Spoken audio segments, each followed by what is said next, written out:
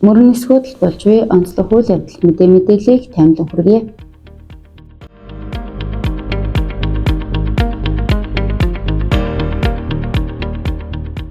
Жил бүрийн 5 дугаар сарын 25-ны өдөр Монгол улсад нисгүүчэн өсч хөгжсөний ойн өдөр буюу иргэний агаарын тээвэрлэлийн өдөр тохиолдгоо.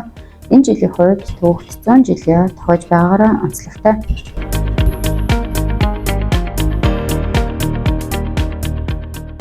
Сайн байцгаана уу? За хөсвөлчөө та бүхэндээ аврын дунд сарын шинэ 26-ны өдрийн мэндийг хүргэе.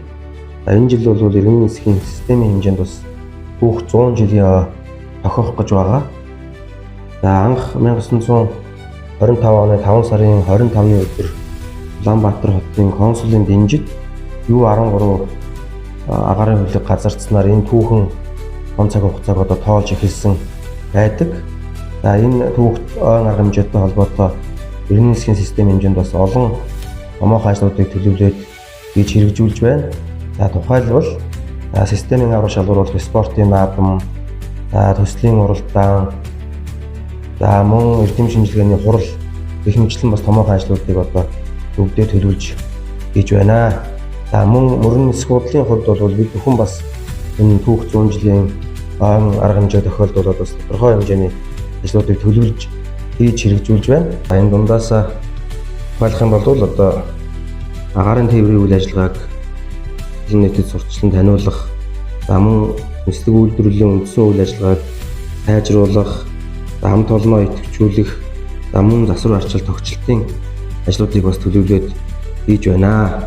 За мөн энэ жил одоо бас нэг түүхэн цаг хугацаанд бид бүхний нэг олон жил ярьж зорж ирж байгаа ажил бол энэ олон улсын нисэх хурал болох олон улсын нислэг хүлээж авах ажил байгаа. За энэ ажлаа хийж хэрэгжүүлэхийн тулд одоо хөлийн хяналтын байгууллага болон гайлын хяналтын байгууллагатайгаа энэ холбогдох төрийн албаны байгууллагуудтайгаа хамтраад одоо энэ олон улсын нислэгийг хүлээж авах бэлтгэл ажлыг хангаа ажиллаж байна. За тэгээ ингээд та бүхэндээ мэдээллийн чанартай хүргэхэд за Монголын иргэний агаарын тээвэр буюу МЯД компани маань за 7 хоног болгоны 2 дахь болон 5 дахь өдөр тогтмол нислэг үйлдэж байгаа. За энэ үйлдэгдэж байгаа тогтмол нислэг дээр нэмээд за 6 сарын 16-ны өдрөөс Үнэн компани болон МЯД компани маань 7 хоног болгоны 7 өдөр нислэг үйлдэхээр зуны нислэгийн хуваар гарсан байгаа. За зуны нислэгийн хуваар бол 6 сарын 16-наас 9 сарын 15 хүртэл ингэж нислэгийн хуваар төлөвлөлтийг явж байна. Эдгээр өдрүүдэд иргэний нисхийн системийн аврах шалгаруулах 9 төрөлт спортын арга хэмжээ нисхийн спорт тогтворт зохион байгуулагдаж байна.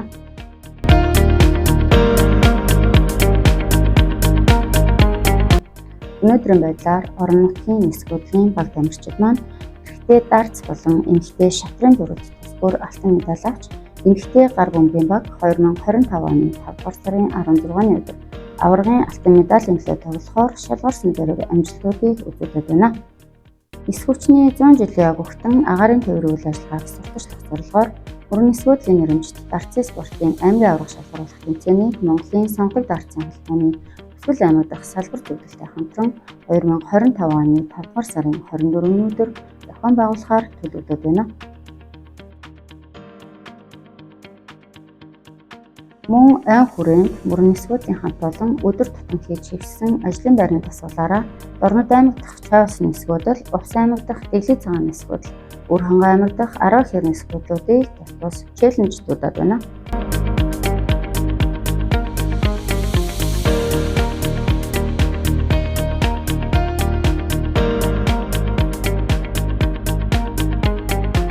Улсын засгийн газраас хэрэгжүүлж буй 49 хөгжлийн хүрээнд мөрөн нисгүүдлийг дөрвсөн амжилттай болгон хөгжүүлж олон улсын нислэг хүлээн авахар төлөвлөж байгаа лээ.